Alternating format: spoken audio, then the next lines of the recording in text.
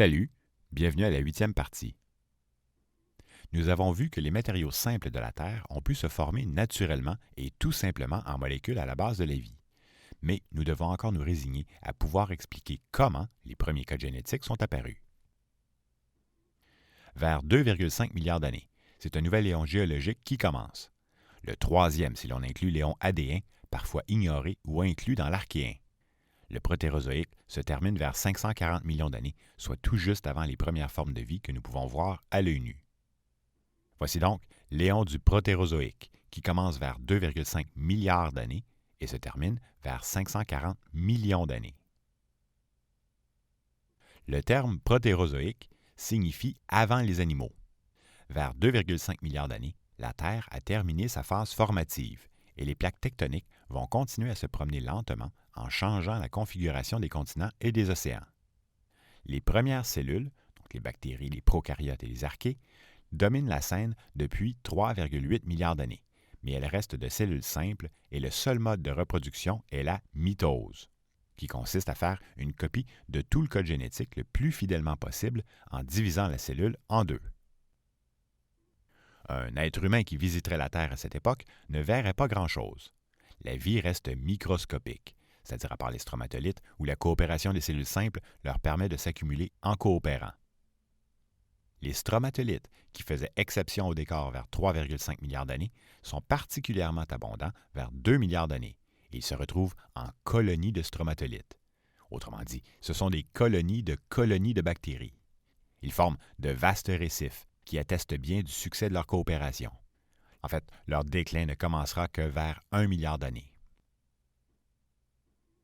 Alors, vers 2 milliards d'années, des cellules prokaryotes, des pré-eucaryotes, vont engendrer les premières cellules à noyau. Ce sont les cellules eucaryotes. En protégeant son ADN dans un noyau, la cellule peut devenir plus complexe et même introduire un code génétique étranger sans risquer d'endommager le code génétique de la cellule. Les cellules eucaryotes sont jusqu'à 100 fois plus grosses qu'une bactérie et il semblerait même qu'à cette époque, certaines cellules soient atteintes de géantisme, car nous avons des fossiles de cellules visibles à l'œil nu. Les eucaryotes sont des cellules qui vivent dans un environnement où il y a de l'oxygène. Donc l'oxygène devait déjà être suffisamment abondant pour leur permettre d'exister. Les eucaryotes vont éventuellement engendrer tous les êtres vivants qui ne sont pas des bactéries ou des archées. Certains biologistes croient que la formation du noyau de la cellule est due à un phénomène qui s'est produit à cette époque. Les cellules prokaryotes auraient tenté de manger des bactéries, ou encore ces bactéries auraient tenté d'envahir la cellule. Sauf qu'au lieu de se digérer, elles sont entrées en symbiose. De la même manière que la coopération des cellules dans les stromatolites, ces deux types de cellules avaient des métabolismes qui leur permettaient de coopérer.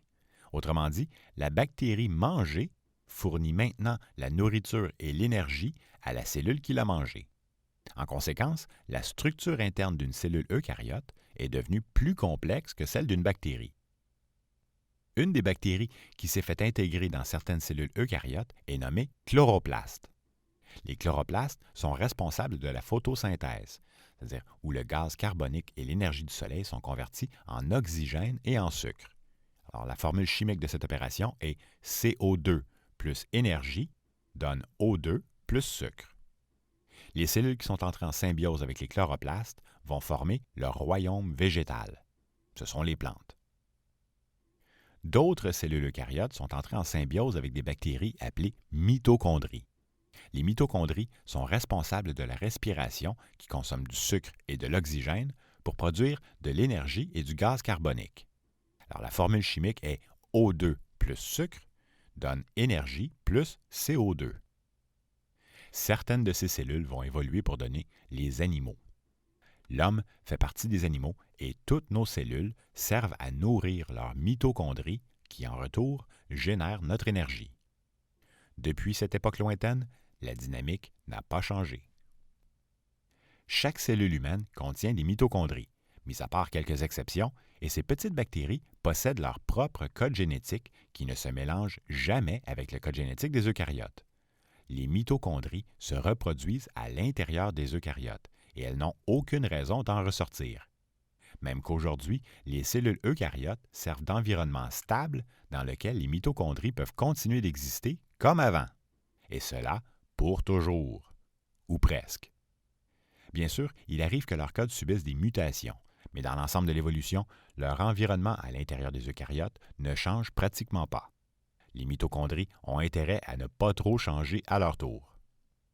En quelque sorte, le but de nos cellules eucaryotes est de fournir les bons matériaux aux mitochondries pour qu'elles génèrent notre énergie. Puisque les animaux sont incapables de produire leur propre sucre, dès leur apparition, ils dépendent entièrement des plantes. Notons que la plupart des auteurs s'entendent pour dire qu'il est encore trop tôt dans l'évolution pour parler d'animaux et de plantes. Il ne s'agit que de cellules simples. En général, les auteurs parlent plutôt d'un royaume animal et d'un royaume végétal. Et à cette époque lointaine, certains préfèrent même se limiter à un autre royaume, mal connu du grand public, qu'on appelle le royaume protiste. Avec le temps, la dépendance des cellules animales, avec mitochondries, envers les cellules végétales, avec les chloroplastes, donc la dépendance s'accentue et la compétition pour obtenir les ressources commence à jouer un rôle de plus en plus déterminant. Il est impossible de savoir si le phénomène de capture s'est produit à un seul endroit à un seul moment avant de se multiplier ou si le phénomène était répandu sur toute la Terre. Nous ne savons pas non plus si d'autres sortes de bactéries ont été capturées, formant d'autres royaumes du vivant qui se sont soldés en échec. Le groupe des protistes est un groupe d'eucaryotes unicellulaires souvent oublié, mais il contient une si grande diversité qu'il serait justifié de le diviser en 2 ou 3 royaumes distincts. Certains protistes ressemblent à des plantes, d'autres ressemblent à des animaux, et d'autres à des mousses ou champignons. Pour le moment, les protistes servent un peu de catégorie fourre-tout, lorsqu'un eucaryote n'est ni une plante, ni un animal, ni un champignon. À part de rares exceptions, comme les foraminifères que nous allons rencontrer au Cambrien, ce royaume méconnu est resté unicellulaire. Les eucaryotes, qui contiennent désormais un noyau pour protéger leur code génétique, vont développer un nouveau mode de reproduction, la méiose. C'est la reproduction sexuelle. Jusqu'ici, la seule façon de se reproduire était la mitose, qui engendre 2 cellules identiques. Ce mécanisme initial des cellules est apparu officiellement avec le premier ADN, donc avec une molécule rigide mais capable d'assurer la continuité du code génétique de la cellule d'origine lors de sa reproduction. En se reproduisant par la mitose, les variations se produisent à travers des mutations occasionnelles ou encore par des erreurs lors de la reproduction du code. Donc jusqu'ici, les changements avantageux apportés au code original étaient principalement le produit du hasard. Alors notons ici que les cellules n'ont pas d'organes sexuels. Ce sont leurs gènes qui différencient leur sexe, et que 2 cellules de sexe différents ne retirent pas nécessairement de plaisir à se reproduire ensemble, du moins pas dans notre sens du terme. Les vraies cellules eucaryotes se distinguent en cellules mâles et cellules femelles, et lorsque 2 sexes différents se rencontrent, ils peuvent mélanger leur code génétique ensemble de sorte que les cellules engendrées sont différentes des cellules originales. C'est-à-dire que leur code génétique est une sélection aléatoire des gènes provenant de chacun des parents. La reproduction sexuelle est une véritable révolution, c'est-à-dire qu'elle permet d'échanger des gènes qui ont fait leurs preuves, en quelque sorte, et elle augmente considérablement la diversité des codes génétiques dans la nature. Bien sûr, le hasard joue encore un rôle en déterminant quel gène ira à la génération suivante. Sauf que cette fois, le hasard doit composer avec des gènes ayant tous servi à la génération précédente avec succès, du moins avec succès jusqu'au moment de la reproduction. À partir de maintenant, la diversité n'est plus le produit de mutations aléatoires à l'intérieur d'une seule lignée. Dorénavant, une cellule contenant un code génétique différent aura la possibilité de le partager avec d'autres cellules, permettant aux gènes de se mêler aux nouvelles cellules et d'augmenter la variété à chaque nouvelle génération. Peu après le début de la reproduction sexuée, vers approximativement 1,8 milliard d'années, se produit un nouveau bond évolutif important. Des petits êtres microscopiques, mais formant un organisme multicellulaire, apparaissent enfin. Les premiers êtres multicellulaires dans les fossiles seraient des sortes d'algues bleu-vertes. Le mieux que nous pouvons dire est que leurs fossiles sont difficiles à détecter, mais que nous sommes en présence, dès cette époque, d'organismes qui ressemblent aux algues bleu-vertes actuelles. Certains biologistes disent qu'on peut dès lors parler d'un monde végétal, mais ils hésitent toujours à parler d'un monde animal, encore très simple et impossible à identifier dans les fossiles. Les organismes multicellulaires ne sont plus une simple coopération entre cellules complémentaires. Ce sont des cellules d'un même type qui se spécialisent en fonction de leur rôle à l'intérieur de l'organisme. Ces fameuses algues dites bleu-vertes, qui produisent leur propre nourriture, restent très simples et n'ont pas de squelette ni aucune partie solide. Nous avons trouvé des traces de cratères imposants datant du Protérozoïque, mais la complexité de la vie que nous rencontrons à cette époque implique que les bombardements de météorites étaient déjà beaucoup moins fréquents que pendant l'Archéen. Pendant ce temps, les masses continentales continuent leur déplacement. Et il est possible, entre 1,6 milliard et 1 milliard d'années, que ces masses continentales se soient assemblées en sorte de supercontinents. Bon, les seuls vrais producteurs sont les plantes. Elles sont capables d'utiliser l'énergie du soleil pour convertir les matériaux bruts de leur environnement en nourriture. Elles sont donc les seules capables de se nourrir elles-mêmes. On dit qu'elles sont autotrophes. Les animaux ne peuvent pas produire leur nourriture. Ils sont dits hétérotrophes. Ce sont les plantes qui produisent l'oxygène et les sucres consommés par les animaux. Et tous les animaux ont dû apprendre à se déplacer pour récolter le sucre et les autres produits fabriqués par les plantes, ou alors manger d'autres animaux. Les champignons, eux, ressemblent plus aux animaux qu'aux plantes, parce qu'ils ne produisent pas leur propre nourriture non plus. Les champignons et les mousses se sont spécialisés dans le recyclage d'organismes vivants, si on veut. Donc, ils reconvertissent les molécules pour qu'elles soient réutilisables à nouveau par des plantes ou des animaux. C'est ainsi que serait apparue la première pyramide écologique entre les producteurs et les consommateurs. Très rapidement, les trois royaumes eucaryotes du vivant, donc les plantes, les animaux et les champignons, vont développer des interdépendances. En ce qui concerne les organismes multicellulaires, les seuls qui sont vraiment abondants pour le moment sont les végétaux qui semblent vivre en paisible harmonie avec les stromatolites. Mais bientôt vont apparaître les premiers prédateurs qui vont tendre à imposer un équilibre entre les producteurs et les consommateurs. Parlons maintenant des animaux. Entre 1,5 milliard et 1,2 milliard d'années, les animaux peuvent être divisés en deux catégories distinctes. Les animaux à symétrie radiale et les animaux à symétrie bilatérale. Les animaux à symétrie radiale sont composés de cellules arrangées en cercles concentriques, comme les méduses, et leur descendance se sépare très tôt de la lignée des autres animaux, c'est-à-dire ceux à symétrie bilatérale. Parmi les symétries radiales, nous avons trois grands phylums. En passant, les phylums sont au sommet de la classification des espèces. Parmi les symétries radiales, nous avons les éponges, ou porifera. Les plus anciennes apparaissent près d'1 milliard d'années plus tard, aux Varangiens, donc vers 650 millions d'années, mais leur origine daterait de cette époque lointaine du Protérozoïque. Le deuxième phylum serait les cnidaires, donc le corail, les anémones et les méduses. Le troisième phylum est les cténophores, qui ressemblent un peu aux méduses.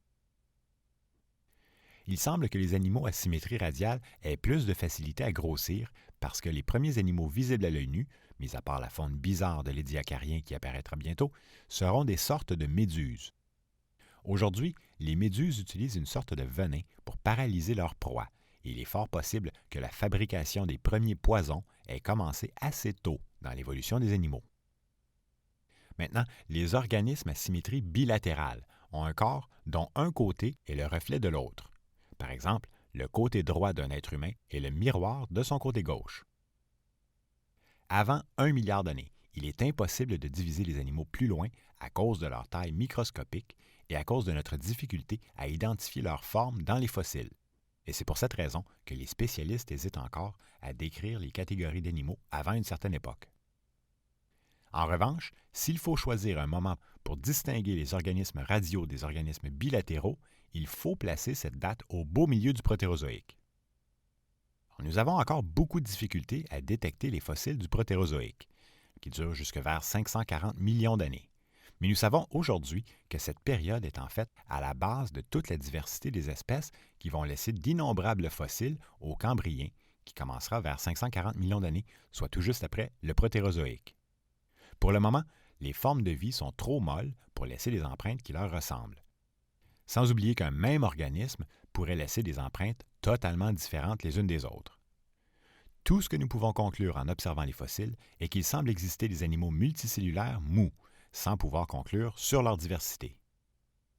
Autour de 900 millions d'années, il existe des cellules simples, les Schuaria, dont la taille approche 1 cm de diamètre, ce qui est gigantesque pour une cellule. Les échanges de gènes initiés par la reproduction sexuelle ont certainement engendré plusieurs espèces de cellules très bizarres. Jusqu'à la fin de l'éon du Protérozoïque, il importe peu de diviser les époques en sous-époques, mais juste avant la fin du Protérozoïque, nous commençons à trouver plus de fossiles et nous avons un peu plus d'informations sur les espèces. Le Protérozoïque se termine par 2 périodes où le décor commence à changer. La période du Cryogénien, qui doit son nom à une période glaciaire, déjà, est divisée à son tour en sous-périodes. Le Strutien, de 850 millions à 650 millions d'années, et le Varangien, de 650 millions à 630 millions d'années. La dernière période du Protérozoïque est la période de l'Édiacarien. Vers 700 millions d'années, on remarque clairement un déclin des stromatolites, car le climat n'est plus le seul à venir les perturber. L'arrivée d'eucaryotes herbivores pourrait facilement expliquer leur nombre décroissant. N'ayant pas dépassé le stade unicellulaire, les cellules des stromatolites avaient profité longtemps de l'absence de prédateurs. Les premiers animaux visibles à l'œil nu, mous et impossibles à décrire, apparaissent peu de temps après, pendant le Varangien. Nous avons très peu de fossiles de ces époques, et nous ne pouvons pas encore vraiment identifier les espèces avant la fin du Varangien. Alors comment pourrions-nous évaluer la diversité? Pourtant, l'incroyable diversité qui apparaît immédiatement après l'éon du Protérozoïque ne doit-elle pas nécessairement avoir ses origines au Protérozoïque? Sans doute, car il serait naïf de croire que toutes les familles d'animaux sont apparues simultanément à la dernière minute. Malheureusement pour nous, ces animaux ne nous auront laissé que quelques empreintes difformes. Il semble y avoir une extinction à la fin du Varangien, c'est-à-dire que les empreintes disparaissent, et elle serait suivie d'une explosion de la diversité d'êtres multicellulaires. Et répétons encore une fois qu'il est très difficile de juger de l'ampleur d'une extinction et de la véritable diversité qui en découle, du moins pour ces époques lointaines. Alors parlons maintenant de la période de l'Édiacarien, c'est-à-dire la dernière période du Protérozoïque, qui dure de 630 à 540 millions d'années. Parfois, certains auteurs placent cette période comme une sous-période du Varangien. À ce stade-ci de notre récit, il s'est passé près de 85 % du temps entre la formation de la Terre et aujourd'hui, et subitement, la vie cesse d'être minuscule. Pourquoi se passe-t-il plus d'1 milliard d'années entre les premiers animaux multicellulaires et les premiers animaux de grande taille? Sans doute qu'à partir d'un certain nombre de cellules, la coordination de l'ensemble de la créature devient plus complexe et les cellules d'un même organisme doivent apprendre à mieux coopérer ensemble. Les premières structures étant sans doute organisées pour ne soutenir qu'un certain nombre de cellules, peu à peu, les améliorations se sont accumulées pour permettre de plus gros organismes. N'oublions pas que, contrairement aux stromatolites, toutes les cellules d'un organisme multicellulaire consomment la même nourriture et qu'il ne sert à rien de former un gros animal si les cellules de la surface laissent celles du centre mourir de faim. Un nouveau seuil dans la taille des animaux est atteint à l'Édiacarien, et les gros sont là pour rester, même si le cas spécifique de la faune de l'Édiacarien est éphémère. Aujourd'hui, plus rien ne leur ressemble. Ces créatures molles et géantes, aux formes bizarres, ne semblent avoir laissé aucun descendant. Toutefois, leurs empreintes sont des traces indéniables des grands animaux vivant à cette époque.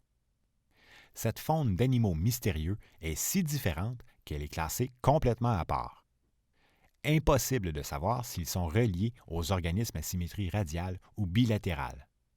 À cet égard, la plupart des animaux de l'Édiacarien semblent reliés entre eux et non aux animaux d'après. Malgré l'ambiguïté des formes retrouvées dans les fossiles, certains spécialistes ont tenté de reconstituer des modèles supposés ressembler aux animaux de l'Édiacarien, avec parfois des résultats plus surprenants que les fossiles eux-mêmes. Cette faune bizarre, géante et molle donne l'impression qu'ils pouvaient encore se permettre d'être passifs et indolents, et on les imagine voguer paisiblement dans l'eau, sans aucun prédateur pour les déranger. Puis, vers la fin de la période de l'Édiacarien, la faune disparaît au complet, aussi mystérieusement qu'elle est apparue.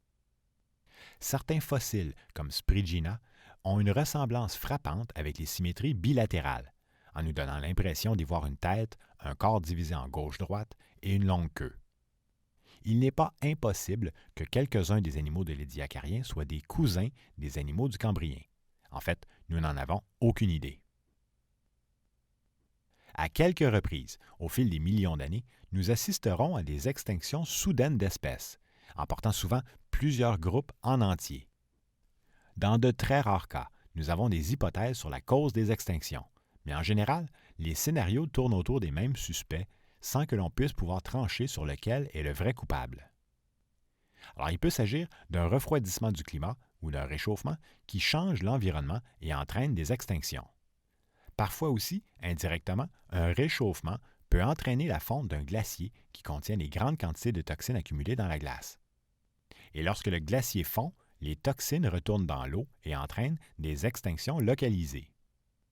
Les météorites, bien que de moins en moins fréquentes, tombent encore sur la Terre à notre époque. Lorsqu'elles sont assez grosses, elles peuvent avoir de graves conséquences pour toutes les espèces. Les volcans, lors des plus grosses éruptions, projettent d'énormes quantités de poussière qui bloquent les rayons du soleil et bien sûr, la matière qu'ils expulsent, comme le gaz carbonique ou le soufre, est nocive pour plusieurs formes de vie. Les virus, qui ne laissent aucune trace dans les fossiles, ont certainement contribué à éliminer des individus. Mais auraient-ils exterminé des espèces entières ou même causé une extinction massive? Nous n'en avons aucune idée. Il existe aussi d'autres possibilités, comme par exemple des rayons cosmiques qui proviendraient d'une supernova à proximité, mais nous n'avons encore trouvé aucune trace d'un tel événement. À ces époques lointaines, nous pouvons encore difficilement identifier les espèces et conséquemment, nous ne savons pas lesquelles disparaissent lors d'extinction. Sans nécessairement pouvoir les qualifier de majeures ou de massives, certaines traces concordent parfois avec des extinctions importantes. Au début de l'Édiacarien, vers 623 millions d'années, nous avons des indices d'une glaciation. Puis, au milieu de la période, vers 591 millions d'années, un impact de météorite pourrait être responsable d'une autre extinction. Le Protérozoïque se termine peu de temps après une extinction importante, vers 550 millions d'années. C'est cette dernière qui emporte tous les représentants de la faune de l'Édiacarien, donc tous les grands animaux. Ceux-là ne réapparaîtront plus jamais. La différence entre cette extinction et les précédentes est qu'ici, nous pouvons constater la disparition d'une faune tout entière. La vie, qui semblait devenir de plus en plus complexe et de plus en plus grosse, semble maintenant faire un pas vers l'arrière en retournant à des formes de vie plus petites. Après quelques millions d'années, au début du Cambrien, les animaux reviendront à la charge et même s'ils sont tout petits, ils auront un nouvel attribut important. Ils vont devenir solides. Alors parlons maintenant des vers segmentés. Probablement au moment où la faune de l'Édiacarien nageait dans l'eau, les fonds marins auraient vu apparaître un tout petit ver segmenté. Bon, ce ver n'a pas encore été trouvé. C'est une invention basée sur des gènes communs d'animaux à symétrie bilatérale, c'est-à-dire afin d'être à l'origine des arthropodes, donc des crustacés, des insectes, mais aussi des protostomiens, donc les mollusques, et des deutérostomes, donc les étoiles de mer et les vertébrés. Le problème d'une telle construction théorique est qu'elle impliquerait que le cerveau de certaines espèces aurait en fait régressé par la suite. La structure d'un ver est une simple séquence de petits segments, avec une tête à l'une des extrémités. La tête contient un trou où la nourriture peut entrer et passer dans une sorte de tube digestif, c'est-à-dire le long des segments de l'organisme. Chaque segment a la possibilité de se spécialiser différemment des autres segments. Les protostomiens ont presque tous une symétrie bilatérale, c'est-à-dire un côté gauche-droite, avec aussi un axe antéro-postérieur, donc un haut et un bas du corps. Ils ont aussi une tête sur le tronc où converge un système nerveux. Ils ont une ouverture vers l'avant et un tube digestif complet qui aboutit à un anus où les déchets sont expulsés. Les protostomiens engendrent les vrais vers segmentés autour de 590 millions d'années.